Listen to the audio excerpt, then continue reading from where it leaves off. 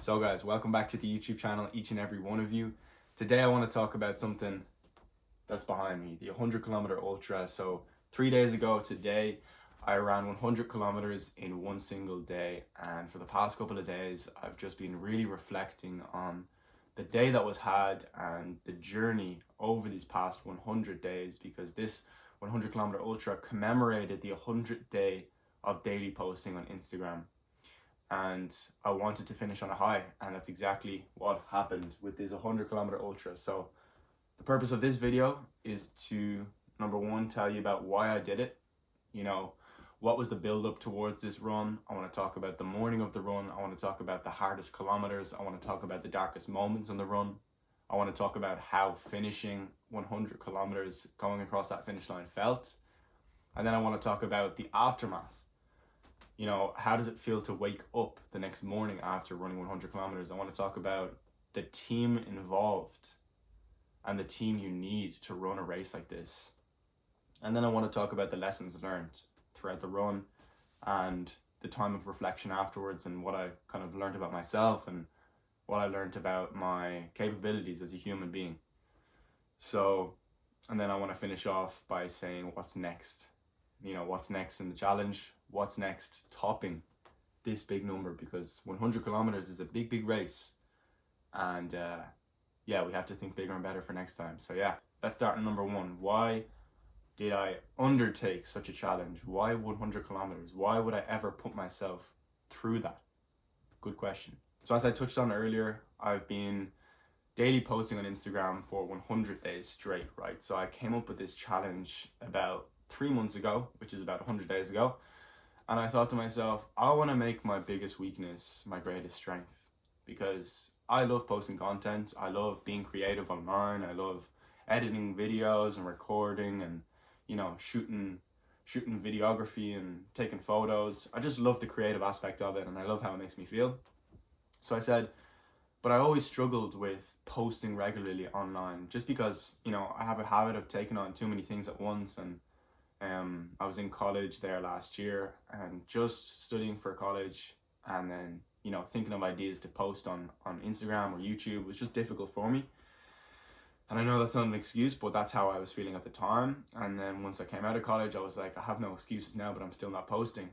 So I said to myself, I want to post for 100 days straight, and it has to be 60 seconds or longer about me just talking to the camera. And the whole aspect and aim of this challenge was to improve my communication skills, to improve my confidence, to kind of cement that skill of discipline and consistency into my life. And that's exactly what had happened. And it was about day number 73 into this challenge. I'm not going to talk about solely this challenge. That's going to be another YouTube video. I'm going to talk about, the ins and outs of the posting challenge, but I'm just kind of leading up to how this 100 kilometer challenge came about. So it was about day 73 of daily posting. The Brotherhood were having their monthly dinner in the Ivy, Dublin. And I remember I was in Kingswood Lewis stop. So I was hopping on the Lewis at Fortunestown near my house, taking the Lewis into town. And then I rang my friend Adam. I said, Adam, what's the crack, man? Whereabouts are you? He said, oh yeah, I'm just collecting Corey in Tala. I said, oh, you're just down the road from me. He said, I can come and swing by you if you want. So I hopped off the Lewis at Kingswood, and I was waiting there for him at the side of the road. And he comes in, collects me. Him and Corey are in the front seat. And I remember hopping in the back seat, and, we were having conversation back and forth. And Adam was like, fair play to you for, making it to day 73 or whatever it was at that time. And I said, yeah, appreciate it. Big respect. And he said, what are you going to do for day 100? And that's always been on my mind. I kind of thought about, doing an edit where I combined every single video up until that day, like day 1, day 2, day 3, day 4, and it would become increasingly faster until day 100. But I was like, let me do something crazy, let me do something adventurous, and let me do something that I've never done before, because that's the type of person I am. I like to strive for the bigger and better things in life, because I do realize I only have one chance at this life.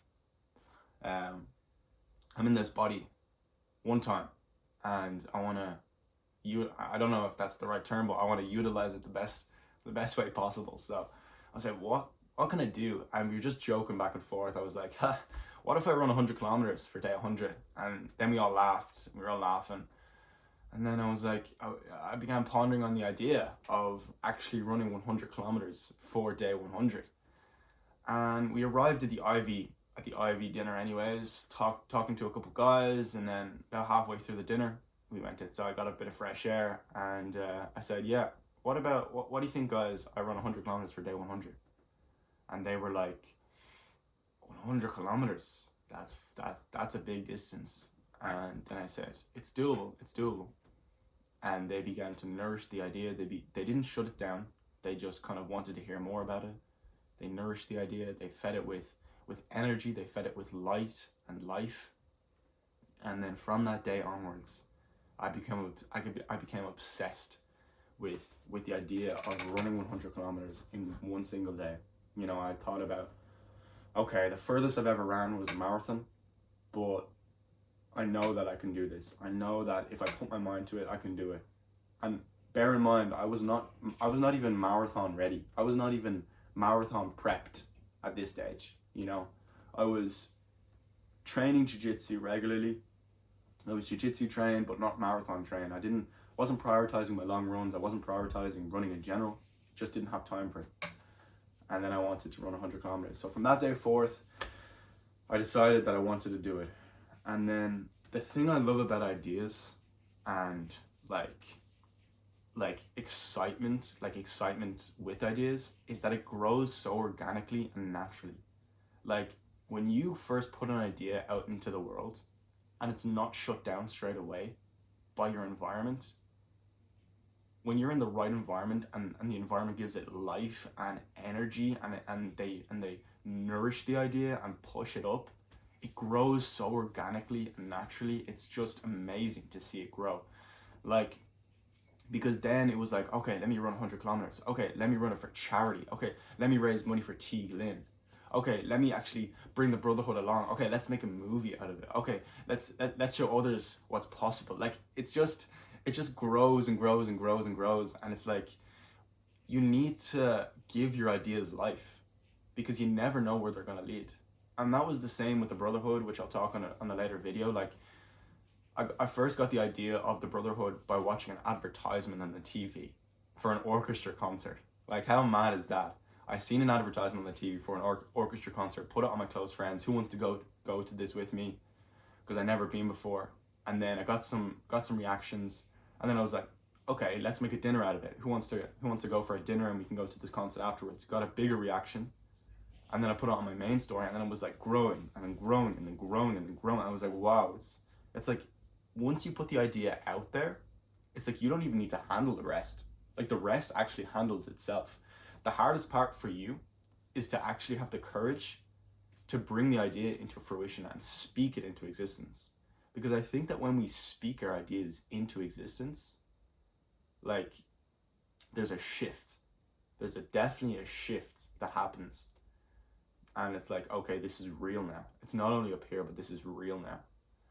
And I definitely think that's what happened with the run.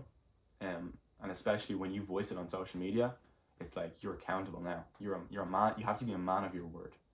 And that's very important, to be a man of your words, to be integral, to be reliable. When I say I'm going to run 100 kilometers, you best believe I'm going to do that. So that's basically why I ran it. That was my whole purpose behind it, and I wanted to raise money for T. Glynn, and you know, thank God we raised €1,000 for T. Glynn.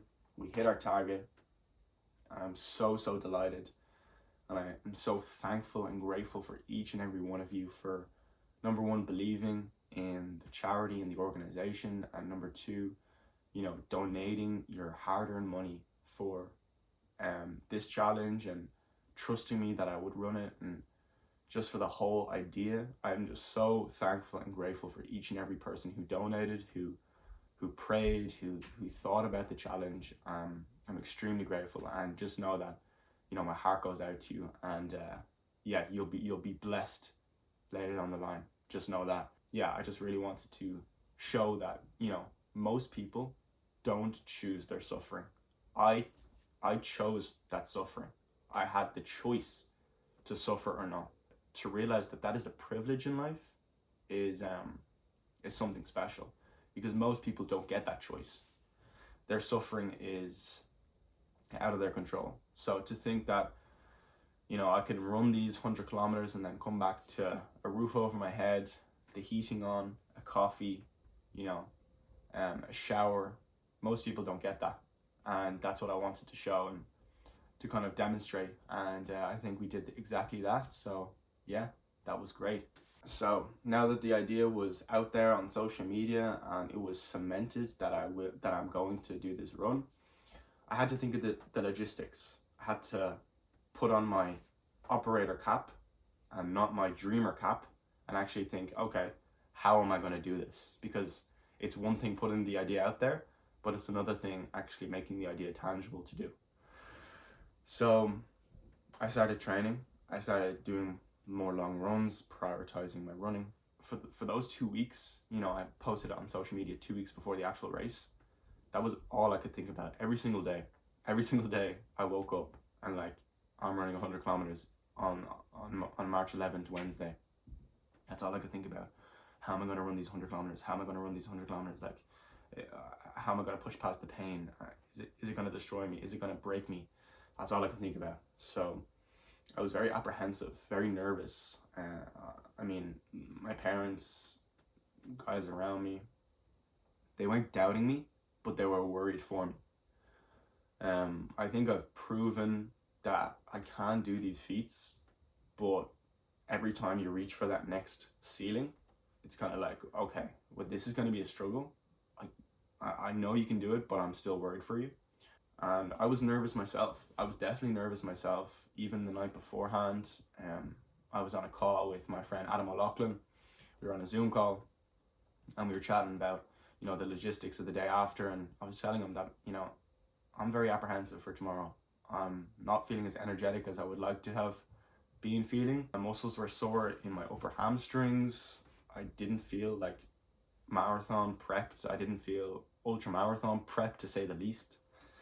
But I knew I was going to do it. I knew I was going to do it. The energy was built up around this race. I was talking about it on my daily posts. I was trying to raise money for Teaglin. Everybody was like saying, you know, Sam, how are you feeling for this 100K? It was always in my mind for these 2 weeks. So I definitely felt mentally ready, not physically ready. And I think that was okay. I think that's okay, because once you're mentally ready, once you've accepted to yourself that I will push past any pain to complete this challenge, well, then you're set. You know, and I was spiritually ready as well. I was praying to God, God, give me strength in this run. It is all you and not me. When my physical body says no more, I want you to fill me with a supernatural strength, Lord, and just keep me going. Remind me of the why. Remind me of the people who don't get to choose their suffering. And that's becoming spiritually ready. It's spending time with God, spending time in His presence, and letting Him strengthen you rather than you strengthen yourself. The day of the race came, March 11th, 2026, Wednesday. So I asked my dad to drop me in Phoenix Park, and he picked up Adam on the way. So we drove to Phoenix Park. We got dropped off. I had one bag of food in one hand, my rucksack in another hand. I had running shoes. We looked homeless walking through Phoenix Park at 7 a.m. No, 6:30 in the morning. And then our friend Darragh Curtin picked us up in the car. We drove down to a parking space near the monument in Phoenix Park. We parked off, had some last bit of fuelage before we headed off on our first lap of Phoenix Park. So the plan was to do 2 laps of Phoenix Park, 2 10K loops. And after 10K, have a bit of food, take on nutrition, take on hydration, rest the legs, and then go again. This wasn't a race where you want to be fast off the line. No. This is a race where you want negative splits, like real slow negative splits. We were doing 7.5 kilometer per minute per kilometer, like really, really slow jog for the first 20K. Just loosening up the legs, getting the mind ready for the day, and being psychologically prepared for what's to come. Now, you don't want to be underfueled on a race like this. You want to actually be overfueled. It's better to be overfueled than underfueled. So thankfully, Darragh was coming along with us, and he's actually a co-founder of Tempo, which is a great coaching business. and he was kind of teaching us about our carbohydrate intake per hour. So he was saying 30 to 60 grams per hour. He was kind of insinuating that we should have gels at this time, nutrition at this time. And although I didn't really feel like I wanted another gel, like, oh, I don't know if my stomach can take that, Darragh was like, yeah, this is the time to take it. This is the time to do that. So I really appreciated him being on the run, and kind of, you need someone like that on the run with you to kind of tell you when to do this and when to do that, because your mind is only focused on one thing, and that's taking the next step. You don't want to be worrying about when to take food. You don't want to be worrying about how you're going to, eat this next food, where you're going to meet the next aid station. You just want to focus on your run. And that leads me on to the team around you. So you can't do this run alone. You really need a team around you. You need a trustworthy team. And this is something that I learned so vividly on the run. Like, your team in life is everything. You cannot do life alone. And I think that this run demonstrated so beautifully why a team is so needed. When I'm pursuing a goal, such as 100 kilometers, I can't do it alone. I had to have a team, a driver, a videographer, friends running with me to push me along. I needed guys there for moral support and for the vibes, and just having that brotherhood around you while doing such an immense challenge was so comforting. To having James Hempton driving the car and providing us with fuel and hydration on the way, even the small things like filling up my water bottle when I needed it, and asking if I needed a banana or if I needed fuel, and just asking how I was and how was I feeling, to Adam and Darragh running alongside of me, to Daniel Hayes coming along for the journey for 30 kilometers, bringing a speaker as well, just really asking how I was and setting the pace for that run was just so beautiful. And I'm so eternally grateful for my brothers and for the team that came along with me. I would not have been able to do it without them, and just know that my heart goes out to you guys. We've done 20 kilometers so far in the run. We've done Phoenix Park, 2 laps of Phoenix Park, and by this stage the weather is absolutely beautiful, right? So the weather app said it was going to be windy, it said it was going to be rainy. I prayed to God the night before, please God, allow there to be sunshine. We're going to run 100 kilometers this day, and we cannot do it in the rain, we cannot do it in the grey skies. We need the blue skies, we need the sun's rays on our skin. And let me tell you, God over-delivered. What a beautiful morning it was in Phoenix Park. Like, honestly, it was a joy to run that run. It was an absolute joy to run around Phoenix Park in the morning time, to say hello to other runners, to soak in the vibes, to see the deer all like eating the grass with the cross in the background and the sunshine coming alongside. What a beautiful sight it was. And then we finished our 2 laps in Phoenix Park. My legs were a tiny bit stiff by that stage. Getting fuel on board, getting hydration on board, changed from my tracksuit bottoms into my shorts, took off my top because it was getting a bit warmer, and then we headed into town. Everything was fresh because it's a new environment. You're running alongside, the busy streets of Dublin, and you're running towards the docks. So we ran towards the docks, down the streets. James was following us, recording us as we went. And then we ran down to the docks, ran down to Irish Town, Sandymount. That's where our friend Daniel Hayes came along. Our brother Daniel, what a beast. He came along with us. The sun was absolutely blaring outside. No wind, beautiful sunny skies. We ran down to Dunleary, and then we went to Happy Out Coffee. And for those that don't know, Happy Out Coffee looks upon the sea. It's a beautiful coffee shop. Yeah, at this stage, the blisters were kind of setting in. The chafing was setting in. I was sweating. It was around 42 kilometers in, a marathon in. And we just got a lot of pastries, got some black coffee on board, got some orange juice, Red Bull, jellies, and more carbohydrate mix, and we kept on going. So we ran down to Killiney, and we went up the hill, and that's where we stopped. We stopped for a quick break. Again, more nutrition on board, and by this stage, there was big blisters on my feet, and what I had to do was take the cap of a pen and burst the blister. Oh, it was horrible. It was really painful and horrible. And I had to do that. put the Vaseline over the blister and just keep on going. So we turned around, and then this was the biggest stretch of the run so far. It was from Killiney to Howth. So we ran down back towards the docks.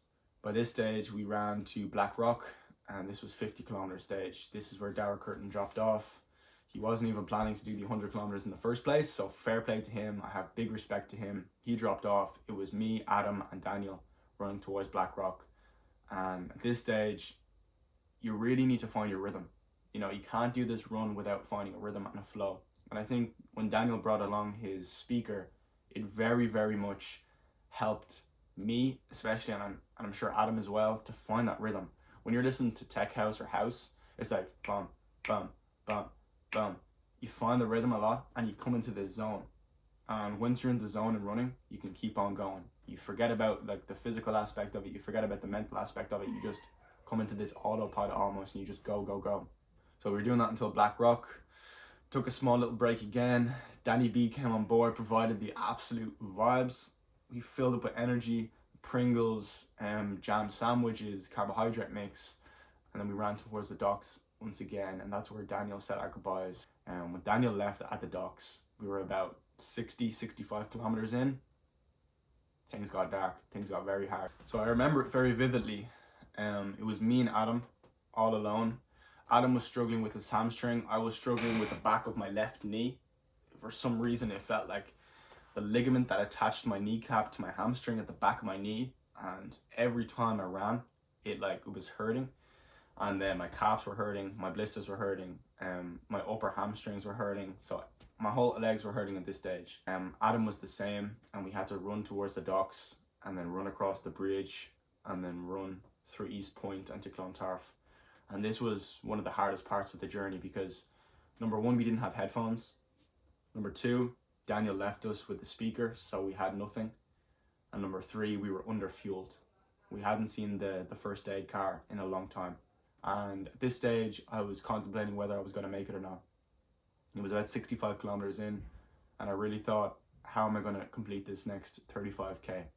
I'm already completed 65, which is more than I've ever done in my life. How am I going to do another 35 on top of this? But we made it to Salesforce.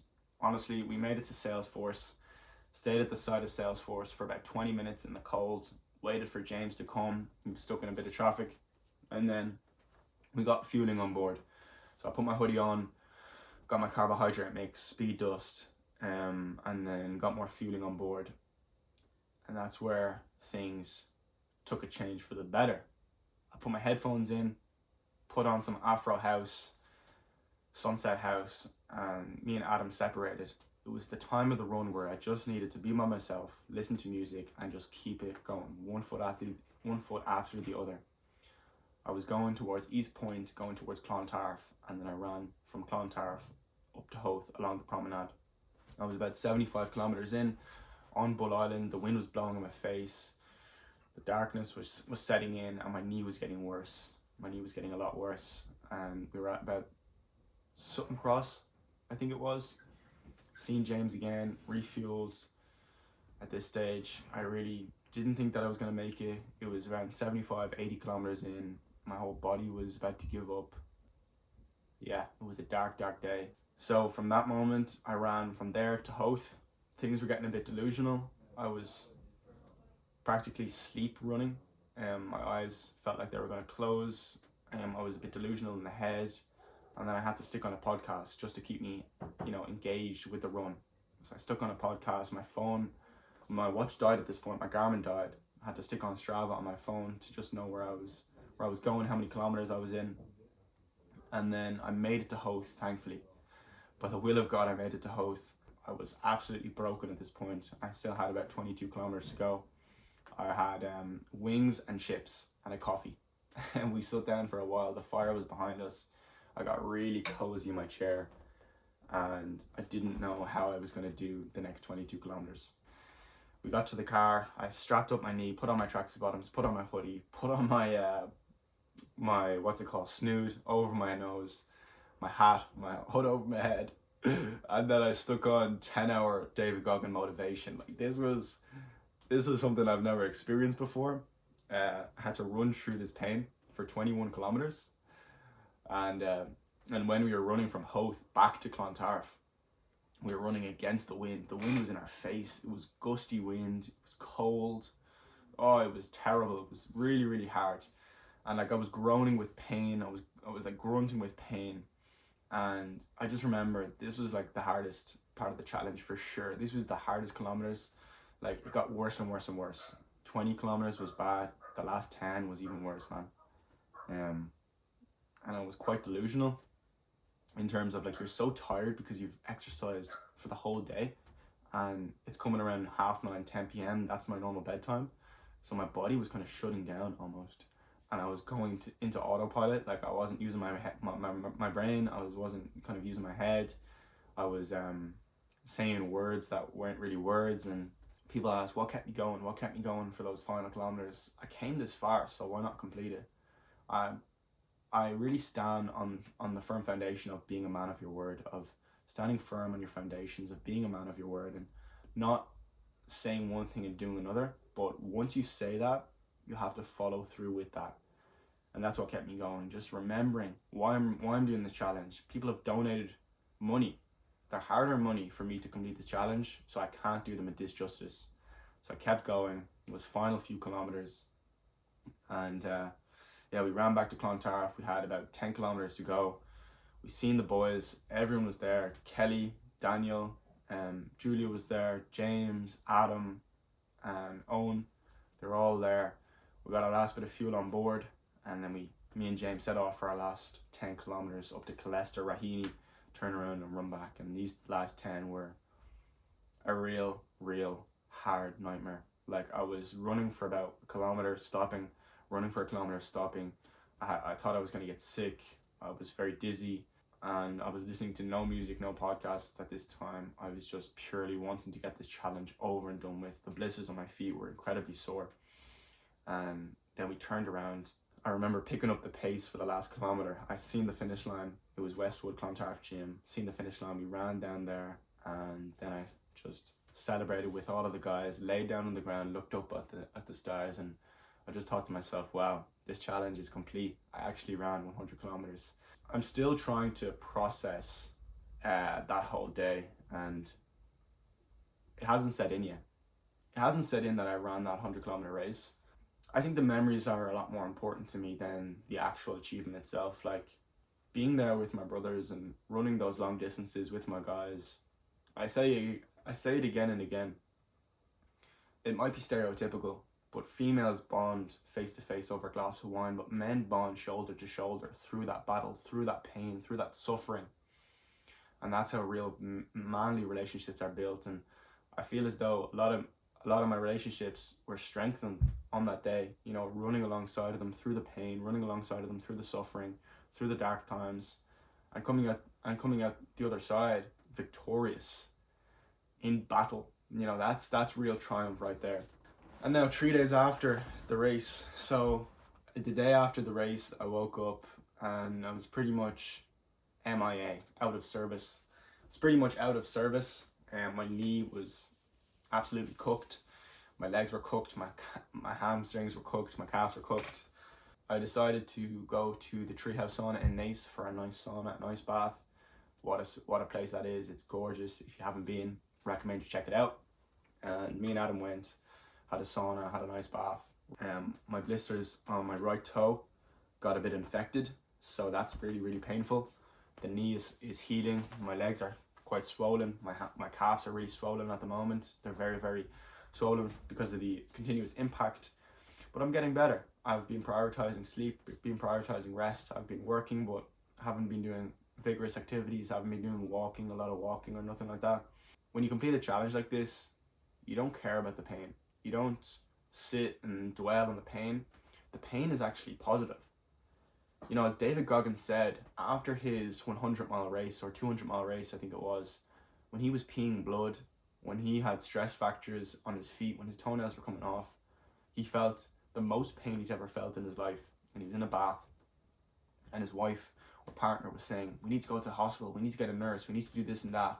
He was like, let me sit in this bath and feel this pain. Let me just sit in this pain. And that's exactly how I felt after this run. It's like, let me dwell in the pain of my victory, because like I earned those 100 kilometers, so I earned this pain. It's like the pain is almost like a medal of honor, a medal of victory that you have on you and that you can carry with you. And I think it's the same like after a workout, when you have a nice bicep workout or a nice tricep or a nice chest workout, when you feel your muscles quite sore afterwards, it's quite like, yeah, I've done a good job. You know, I earned that pain. And it's not so much a negative aspect of the run. So I'm not, you know, worried about the pain. I just know that it came with the run. Yeah, so my biggest lessons from this run, I mean, it's a bit self-explanatory, but the body can do a lot more than what the mind believes. You can push your body to extreme feats in life, and I always want to raise that bar in life. I always want to one up myself and think about what is possible, because us humans, and we have a brain, which is the most complex natural organism on this entire earth. It can do immense challenges and feats in life. You know, 100 kilometer ultra, from my max distance was a marathon. I mean, what else can I do? I can run 200k, I can run 300k, I can do an Ironman. I can do incredible things. Once you put your mind to it and then voice your opinion and voice your idea into the world and actually think logistically, how am I going to do this? It will be done. That was a big lesson that I learned. Preparation helps, but mindset decides.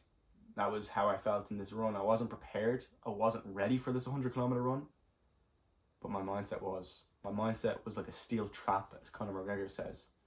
I was ready spiritually, mentally. I wasn't ready physically, but I knew that when I prepared, when I faced this pain, when I faced the pain that came my way, that the pain wasn't going to win. No. That the enemy wasn't going to win. That voice on my shoulder, that wasn't taking full podium. No, this voice was to keep going, one step more, one more step, one more kilometer. Keep going, Sam. Keep on going. You know, mindset matters more than preparation. And then my final lesson, I guess I have it right in front of me here, is you don't need to feel ready to do hard things in life. I didn't feel ready to do this 100 kilometer run. I didn't feel ready to start posting these 100 days. I didn't feel ready to run a marathon. I didn't feel ready to start my business. I didn't feel ready to start the Brotherhood. You don't feel ready to start hard things in life. You never will feel ready to start hard things in life. All you need to do is take that first step, right? Voice your idea into the world. Make it real. Write it down on a piece of paper. Say you're going to do something. Be integral. Be reliable to your word. And actually go achieve it. You don't need to feel ready.